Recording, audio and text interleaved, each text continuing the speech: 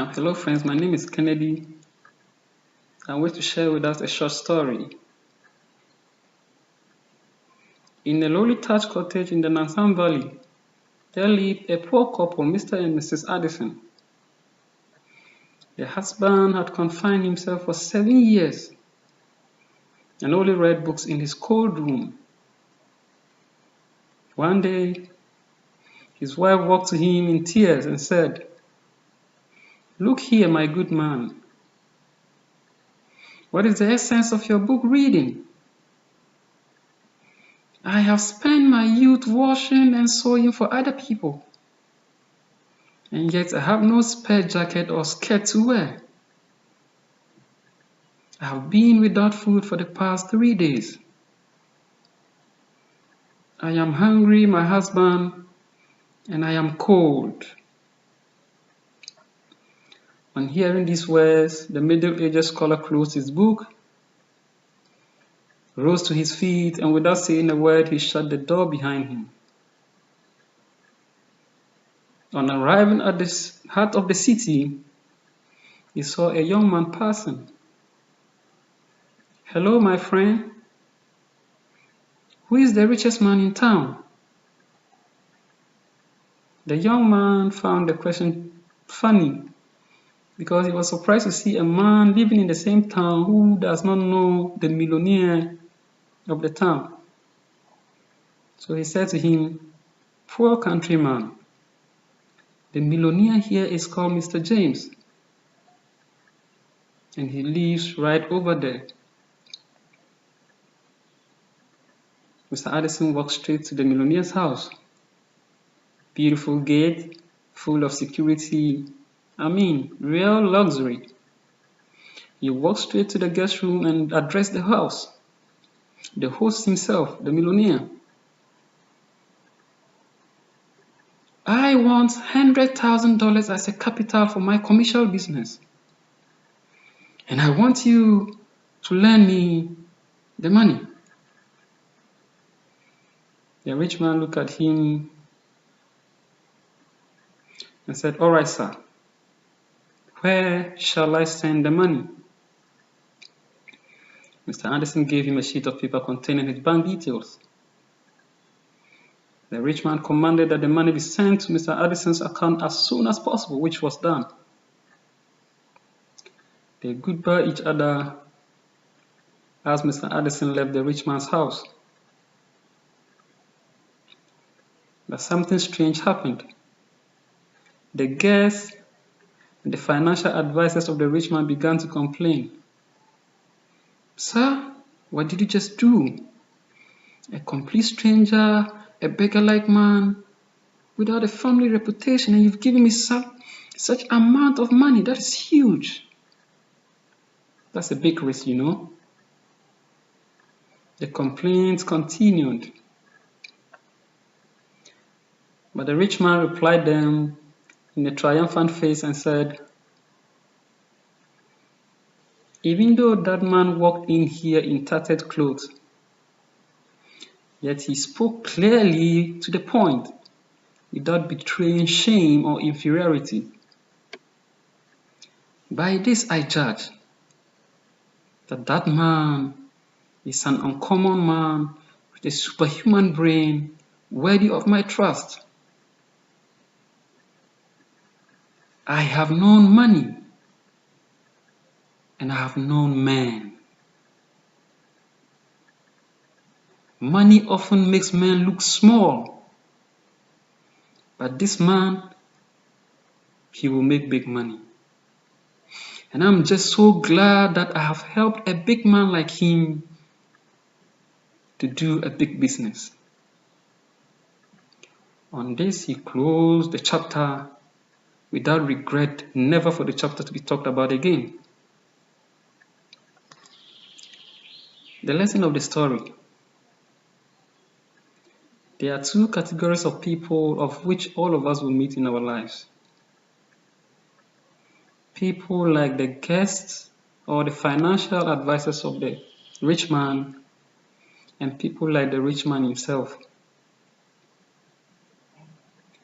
Majority of people are like the guests and the financial advisors. Always negative, always judging by how you look, and they are very shallow-minded. But they are very scarce men like Mr. James himself. They have big brains. They see beyond how you look. They hear beyond the sound that is making around. And they don't judge by how nice you look or not. They can give you all they have if they realize that the idea here makes sense. Such people are scarce to come by. And whether they do you such favor or not depends on the investment you've made in your mind. Mr. Addison was a poor man, but based on the content of his mind,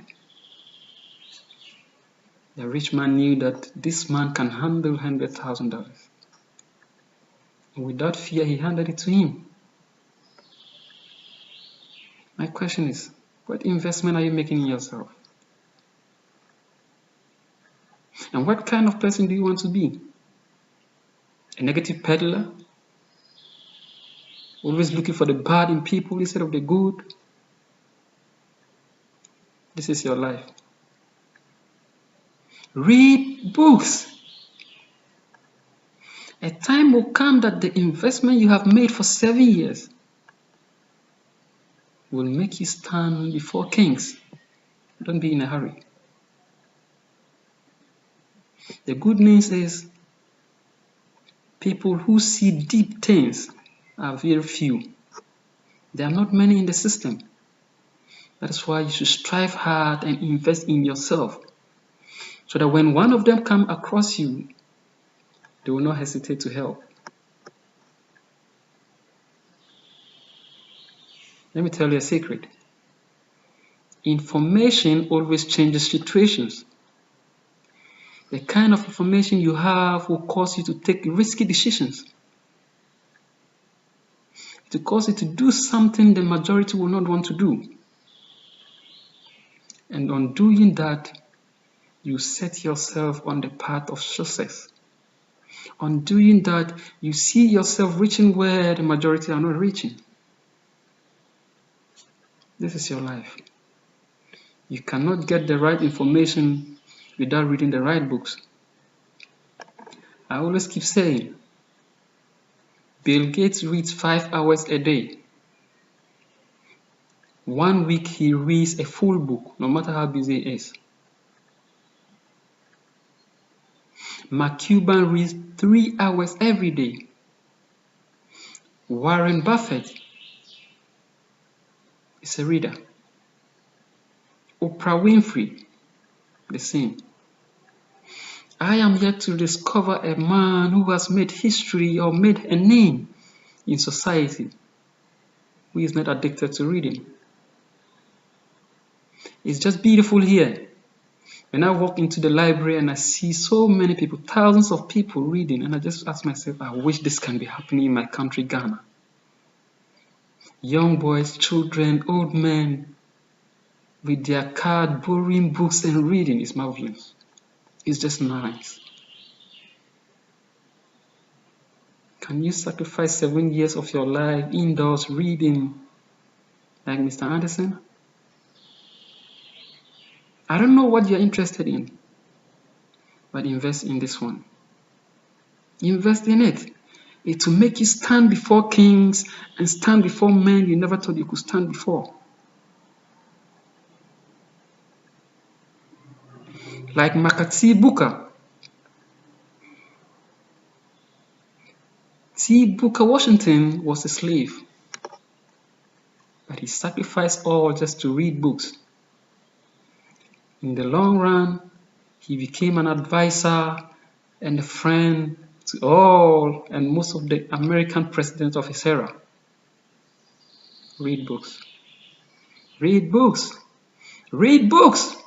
The difference between where you are and where you will go will depend on the information here. Don't be deceived by the luxury you see. A quality luxury was achieved by hard work in this place. You can do same. Thank you, and I wish you the best.